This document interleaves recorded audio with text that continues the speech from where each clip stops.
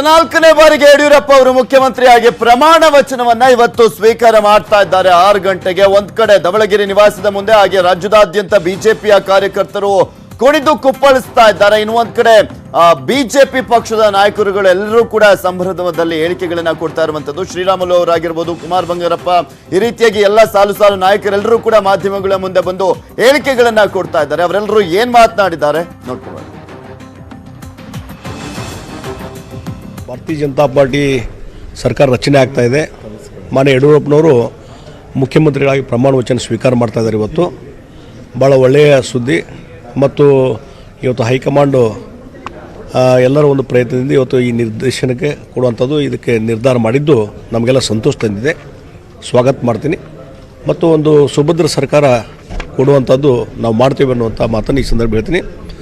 ಮತ್ತು ಇದರ ಜೊತೆಗೆ ಏನು ಕರ್ನಾಟಕದಲ್ಲಿ ಅಸ್ಥಿರತೆ ಇದೆ, ಆ ಅಸ್ಥಿರತೆ ಹೋಗಿ ಒಂದು ಬಲಾಢ್ಯ ಮತ್ತು ಸುಭದ್ರ ಸರ್ಕಾರ ಆಗಲಿಕ್ಕೆ ಮತ್ತು ಮುಂದೆ ಅದನ್ನು ಒಳ್ಳೆಯ ರೀತಿಯಿಂದ ನಡೆಸಲಿಕ್ಕೆ ಎಲ್ಲ ರೀತಿಯಾದಂಥ ಪ್ರಯತ್ನ ಭಾರತೀಯ ಜನತಾ ಪಾರ್ಟಿಯಿಂದ ಮಾನ್ಯ ಯಡಿಯೂರಪ್ಪರ ನೇತೃತ್ವದಲ್ಲಿ ಆಗ್ತದೆ ಅನ್ನುವಂಥ ವಿಶ್ವಾಸನ ವ್ಯಕ್ತಪಡಿಸ್ತೀನಿ. ನೋಡಿ, ಒಂದು ನಾನು ಹೇಳ್ತೀನಿ, ಇವತ್ತಿನ ರಾಜಕೀಯ ಸ್ಥಿತಿಯಲ್ಲಿ ನಾವು 105 ಪ್ಲಸ್ ಇಂಡಿಪೆಂಡೆಂಟು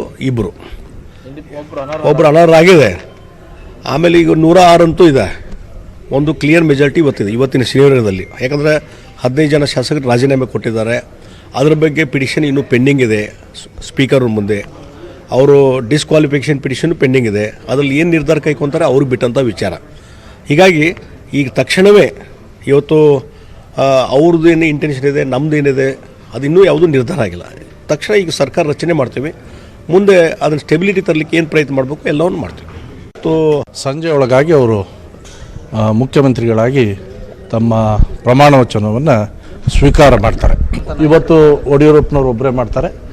ಮುಂದಿನ ದಿನಗಳಲ್ಲಿ ರಾಷ್ಟ್ರೀಯ ನಾಯಕರ ಜೊತೆಗೆ ಚರ್ಚೆ ಮಾಡಿ ಮತ್ತು ಸಂವಿಧಾನದ ನಿಯಮಗಳ ಪ್ರಕಾರ ಫ್ಲೋರ್ ಟೆಸ್ಟು ಕೂಡ ಆಗಬೇಕಾಗತ್ತೆ ಅನಿಸುತ್ತೆ. ಅದನ್ನು ಮುಗಿಸ್ಕೊಂಡ ನಂತರ ಮುಂದಿನ ಕ್ಯಾಬಿನೆಟ್ ಎಕ್ಸ್ಪಾನ್ಷನ್ ಬಗ್ಗೆ ತೀರ್ಮಾನವನ್ನು ಯಡಿಯೂರಪ್ಪನವರು ಮತ್ತು ರಾಷ್ಟ್ರೀಯ ನಾಯಕರು ಸೇರಿ ತೆಗೆದುಕೊಳ್ತಾರೆ. ಸಂಜೆ ಒಳಗೆ ಸನ್ಮಾನ್ಯ ಯಡಿಯೂರಪ್ಪನವರು ಒಬ್ಬ ಹೋರಾಟಗಾರರು, ರೈತ ಹೋರಾಟದ ಹಿನ್ನೆಲೆಯಿಂದ ಬಂದಂಥವರು. ಅವರಿಗೊಂದು ಆಸೆ ಇದೆ, ನಾನು ರೈತರಿಗಾಗಿ ರಾಜ್ಯದಲ್ಲಿ ಏನಾದರೂ ಮಾಡಬೇಕು, ನನಗೆ ಪೂರ್ಣಾವಧಿ ಅವಕಾಶ ಯಾವತ್ತೂ ಸಿಕ್ಕಿಲ್ಲ ಅಂಥೇಳಿ. ಈಗ ಮತ್ತೆ ಮುಂದಿನ 4 ವರ್ಷದ ಅವಧಿಗೆ ಅವರು ಮುಖ್ಯಮಂತ್ರಿ ಆಗ್ತಾ ಇರುವಂಥದ್ದು ನಿಜವಾಗ್ಲೂ ಆನಂದ ತಂದಿದೆ. ಹೈಕಮಾಂಡು ಅವರಿಗೆ ಇವತ್ತು ಪ್ರಮಾಣ ವಚನವನ್ನು ಸ್ವೀಕಾರ ಮಾಡೋಕ್ಕೆ ಅವಕಾಶವನ್ನು ಮಾಡಿಕೊಟ್ಟಿದ್ದಾರೆ. ಅವರ ನೇತೃತ್ವದಲ್ಲಿ ರಾಜ್ಯದ ರೈತರಿಗೆ, ಬಡ ಜನಕ್ಕೆ ಅನುಕೂಲ ಆಗುತ್ತೆ ಅನ್ನುವಂಥ ವಿಶ್ವಾಸ ಇದೆ. ಸಹಜವಾಗಿ 1 ವರ್ಷದ ಹಿಂದೆನೇ ಅವರಿಗೆ ಅಧಿಕಾರ ಸಿಗಬೇಕಾಗಿತ್ತು. ಕೇವಲ 6-7 ಸೀಟುಗಳು ಕಡಿಮೆ ಬಿದ್ದವು. ಆ ಕಾರಣಕ್ಕಾಗಿ ಅವರು ಮುಖ್ಯಮಂತ್ರಿ ಆಗೋಕ್ಕಾಗಿಲ್ಲ. ಪ್ರಮಾಣ ವಚನ ಸ್ವೀಕಾರ ಮಾಡಿ ನಾವು ಸೋಲ್ಬೇಕಾಯಿತು. ಆದರೆ ರಾಜ್ಯದ ಜನರ ಭಾವನೆ ಇತ್ತು, ಅಪೇಕ್ಷೆ ಇತ್ತು, ಯಡಿಯೂರಪ್ಪನವರಾದರೆ ಈ ರಾಜ್ಯಕ್ಕೆ ಒಳ್ಳೆಯದಾಗ್ತಾ ಇತ್ತು ಅಂತ ಹೇಳಿ. ಕಳೆದ 1 ವರ್ಷದ ಸರ್ಕಾರ ಕೂಡ ಯಾವುದೇ ರೀತಿಯ ಅಭಿವೃದ್ಧಿ ಕೆಲಸವನ್ನು ಮಾಡಲಿಲ್ಲ.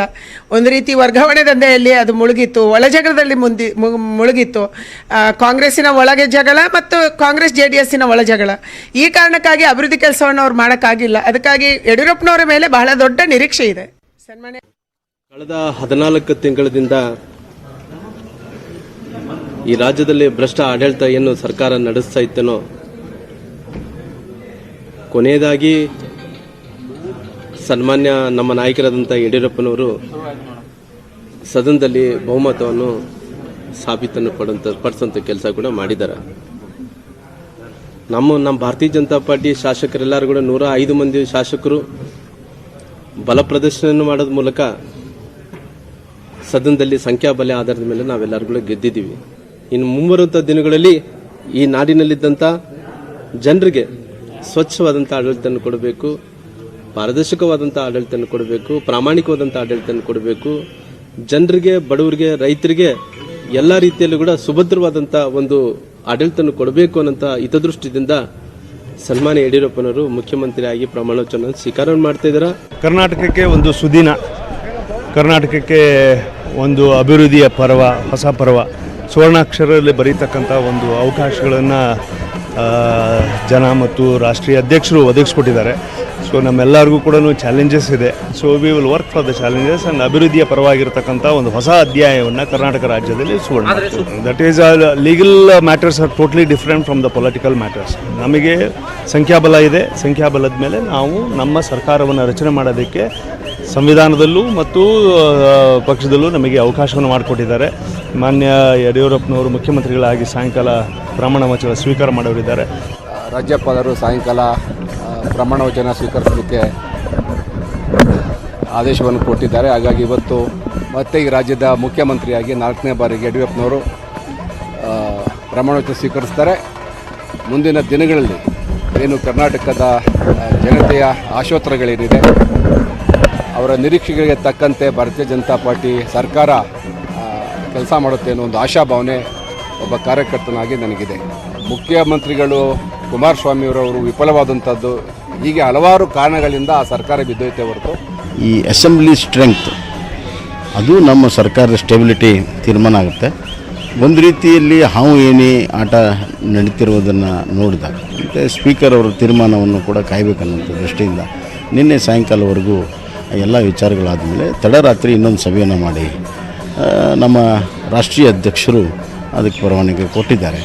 ಬೇಸಿಕಲಿ ಒಂದು ಸ್ಪೀಕರ್ ಹಂತದಲ್ಲಿ ಆಗುವಂಥ ನಿರ್ಣಯ ಮತ್ತು ಸುಪ್ರೀಂ ಕೋರ್ಟ್ನಲ್ಲಿ ಆಗುವಂಥ ನಿರ್ಣಯಗಳು ಭಾಳ ಪ್ರಮುಖ ಅನ್ನೋದರಿಂದ ಕಾನೂನಾತ್ಮಕ ಚರ್ಚೆನೇ ಜಾಸ್ತಿ ಆಗಿತ್ತು ರಾಜಕೀಯಕ್ಕಿಂತ. ಅದಕ್ಕೆ ಸ್ಪಷ್ಟೀಕರಣ ಆದಮೇಲೆ ನಮ್ಮ ರಾಷ್ಟ್ರೀಯ ಅಧ್ಯಕ್ಷರಾದ ಅಮಿತ್ ಶಾ ಅವರು ಮುಖ್ಯಮಂತ್ರಿಯಾಗಿ ಪ್ರಮಾಣ ವಚನ ಸ್ವೀಕಾರ ಮಾಡೋದಕ್ಕೆ ಯಡಿಯೂರಪ್ಪನವ್ರಿಗೆ ಗ್ರೀನ್ ಸಿಗ್ನಲ್ ಯಾವುದೇ ಥರದ ಸಮಸ್ಯೆ ಆಗಲ್ಲ ಅನ್ನುವಂಥದ್ದು ಮನವರಿಕೆ ಆದಮೇಲೆ ಹೆಜ್ಜೆಯನ್ನು ಇಟ್ಟಿದ್ದೆ. ಸ್ಪೀಕರ್ ಅವರ ನಿಲುವುಗಳು ನಿನ್ನೆ ಸ್ಪಷ್ಟ ಆಗಿದ್ದರಿಂದ ಮುಂದೆ ಸುಪ್ರೀಂ ಕೋರ್ಟ್ನಲ್ಲಿ ಯಾವ ರೀತಿ ಅದನ್ನು ಎದುರಿಸಬೇಕನ್ನುವಂಥದ್ದು, ಎಲ್ಲೆಲ್ಲಿ ಇವರು ಏನು ನಮ್ಮ ರೆಬೆಲ್ MLAs ಕೂಡ ಗಟ್ಟಿಯಾಗಿ ನಾವು ಎದುರಿಸ್ತೇವೆ ಅನ್ನುವಂಥ ಮಾತನ್ನು ಕೂಡ ಆಡಿದ್ದರಿಂದ ಬಹಿರಂಗವಾಗಿ ಅವರು ಪ್ರೆಸ್ಗಳಿಗೆ ಹೇಳಿದರು. ಮತ್ತಷ್ಟು ಅಪ್ಡೇಟ್ಸ್ ಚಿಕ್ಕ ಬ್ರೇಕ್ ಆದ್ಮೇಲೆ.